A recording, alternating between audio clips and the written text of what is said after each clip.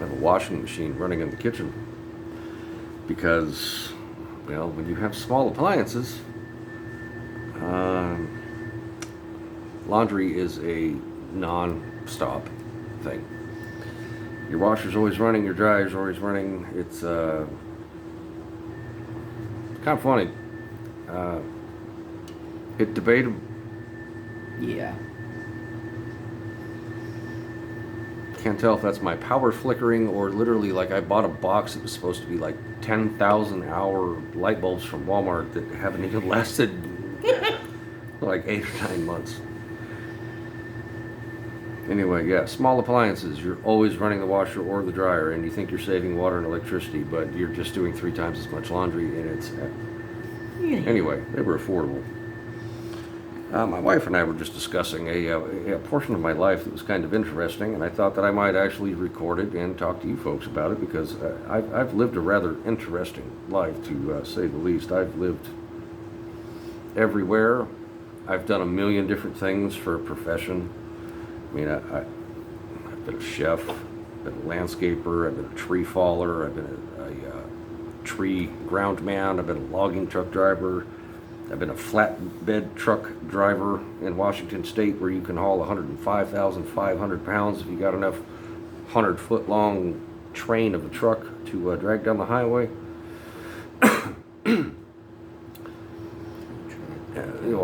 I was a tow truck driver. I repossessed cars in the south side of Phoenix. I repossessed a trailer once in it. It had a man that was dead in it for like 8 months. I've recycled soda bottles at a really young age. I've scrubbed floors with Ajax and a sponge and then re-waxed them when I was 13 to get a bicycle. Well, I was actually 12 to get that bicycle for my 13th birthday that set my entire BMX life into motion. Done all kinds of things. When it came down to me like actually graduating from high school, my mother thought it was a great idea for me to go see a shrink in the Carmel Valley in an office next to a place where they baked bagels. So it smelled like bagels when you were sitting on her couch. And all you wanted to do the whole time you were in there was get the fuck out of her psychiatry office and go get a bagel, because you could get an everything bagel with garden herb cream cheese, sprouts, and pickles. Man, it was so good.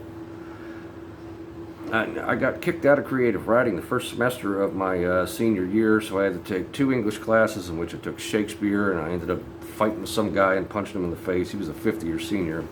Anyway, flash forward all that, I got out of high school. My brother was in the Army, and my parents decided to move us again. We had already gone from Humboldt County to Yuma to Monterey, and now we were going back to Arizona. We were going to Phoenix because fucking Dan Maxwell had a towing business that he needed my dad to run. And if you don't know who Dan Maxwell is, he's a cool cat. Okay, he is an heir to both Bank of America and Carnation Instant Breakfast. So the man hasn't.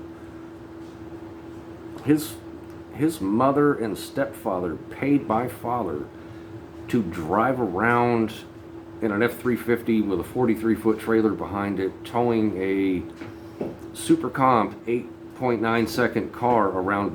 They paid my father to work on that car and go race it for a summer, and I got to go do that with him. We got to meet Dick Landy. We got to talk to Dick Landy on the phone. Like, it was some interesting shit. But Dan Maxwell, he's cool as fuck, but he's a douchebag at the same time. Like, he is a douchebag, I guess, in the way that I am as real as I could possibly get. That, like, his version of real is just hookers and strippers because he's got money and he throws money at them, and it's whatever it is. And that's Dan Maxwell. He's always been surrounded by half-naked hot women. Anyway, fast forward, we moved to Phoenix. We ended up in an apartment complex way the fuck out in East Mesa. Like 164th Street, almost out to Apache Junction, that they actually referred to as Dysfunction Junction at the time. And now it's just probably where Walter White cooked all of his meth, if I had to guess. Like all of the meth in the Phoenix area that doesn't come across the border from Mexico, because God forbid you acknowledge the fact that an open border means that just there's hundreds of kilos of methamphetamines and heroin coming across the border. Give a shit about weed. The methamphetamines and the heroin that comes across the border in that state is fucking unreal. And the fact that we even... Excuse us? We have an administration that just refuses to admit that like that's a problem, that like kilos of methamphetamine, and now and fentanyl comes across the border. Anyway, my dad had a medium-duty tow truck parked outside of the apartment complex that we lived in. I was still 18. It was like October or November after I had graduated high school. And there was a medium-duty tow truck. It was an International 4700 DT466 medium-duty record. It was black and had flames on it. It had a tear-down bed on the back of it. It was painted black. The truck was beautiful. And he called me one day at like 3 o'clock in the afternoon because their towing company. I was working at Checker Auto Parts at the time, CSK Corporation, that then became what you know now as O'Reilly Auto Parts. And I had an afternoon off, and he told me where the keys were. He's like, I need you to bring me this truck. And I got into that truck, drove it around the block, and then I actually went and picked up a couple of girls that went to high school in the area. That were Why not? some juniors and seniors, because I was at a thing had a banging stereo system in it. Of course, I was going to go pick up high school girls. I was still 18. And I feel like if you were ever 18 as a guy and you didn't go and pick up on high school girls, and if you were ever a 16-year-old high school girl that didn't let a guy that had graduated like 6 months ago pick you up, let alone in some sort of a big piece of equipment. Anyway, that's neither here nor there. That was a long-ass time ago. And I had to drive that truck, after I dropped those girls off, I had to drive that truck like 60 miles into Phoenix that I didn't even know, listening to a radio that I didn't even know.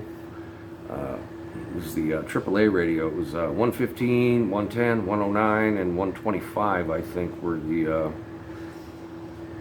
depending on your numeric distinction, depended on the area that you worked in. And we were on red radio, which was funny because there was orange, green, blue, and there was red radio. So AAA in Phoenix at that time had 4 different radio channels, and I didn't know which one was which at that point. The next day, I went up there with my dad, and he stuck me in what ended up actually being my truck for a really long time. It was a 97 F450 that had an aluminum 19-foot tear-down bed on the back of it. But he sent me out in that truck with a woman named Kathy. Kathy was probably like 35. She had the modern day equivalent of a Karen haircut, where it was like short on one side, long on the other.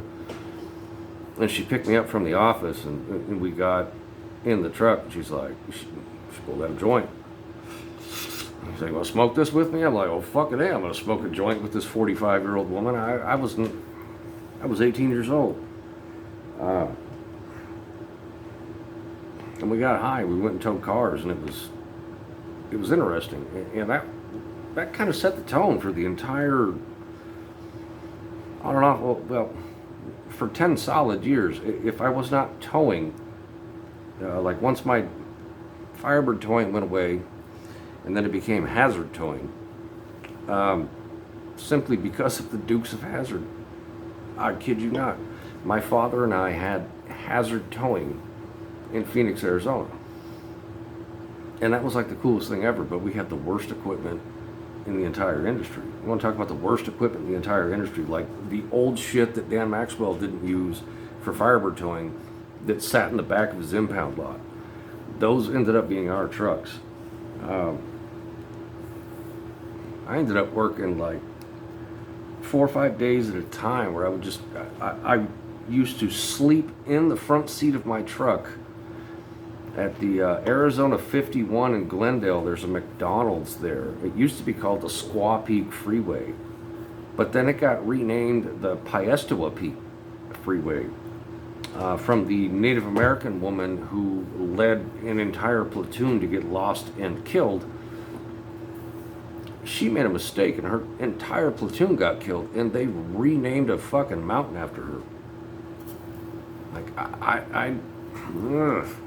I don't understand that.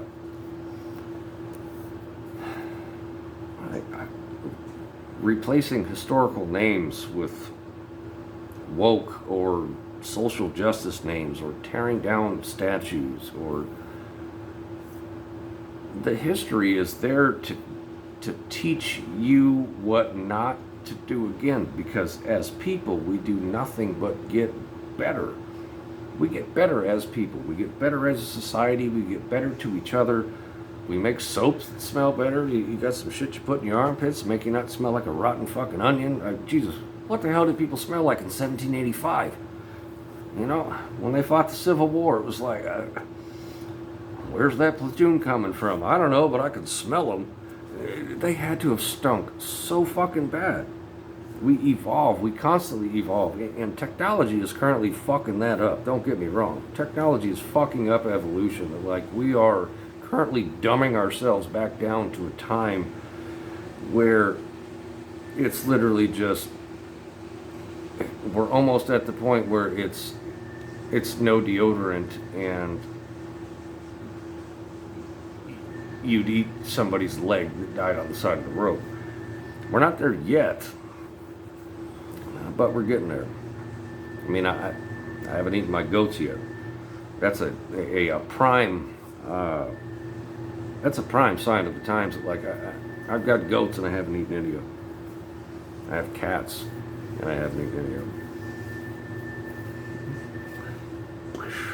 Flying kitty.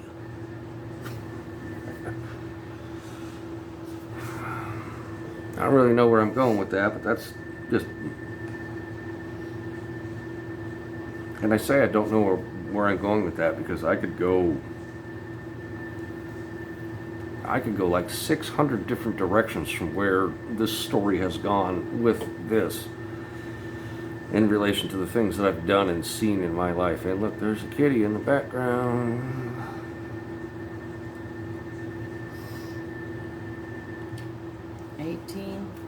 Full-time employment thrown on you. Yeah, I didn't get to go to college. I wanted to go to college, but I didn't. I went to a trade school, to a culinary school later. And that's ultimately, the thought of going to culinary school is what ultimately landed me in Charleston. Maybe one day I will tell you the Craigs_A_hole email address that I had, because I was the Craigslist asshole. Maybe one day I'll tell you the story about how that particular email address that I used to pretty much use to exclusively send people emails that were trying to sell couches. And this is a Dave Chappelle joke, and if you don't understand it, I'm sorry. People who would try to sell couches, I would send them an email from the Craigslist asshole that said, "Fuck yo couch."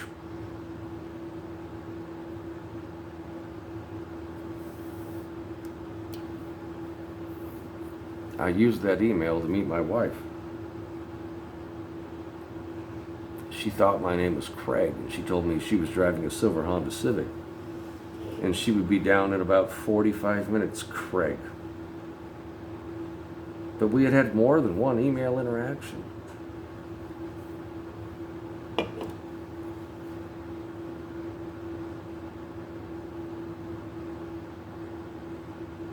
That's where I met my wife.